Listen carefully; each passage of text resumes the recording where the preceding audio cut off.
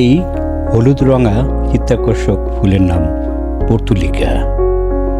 Portulaca ফুল অনেক রঙের হয়ে থাকে, যদিও আমরা এখানে রোপণ করেছি হলুদ রঙের ফুলের গাছটি। এর গাছের চারা তৈরিও অনেক সহজভাবে করা যায়। এর ডাল ভেজা মাটিতে পুঁতে দিলেই 1 সপ্তাহের মধ্যে চারা জন্মে। আর পর্তুলিকা ফুলের রয়েছে প্রচুর ভেষজ গুণ। অনেক চিকিৎসায় এই ফুল কাজে আসে, এর পাতাও কাজে আসে।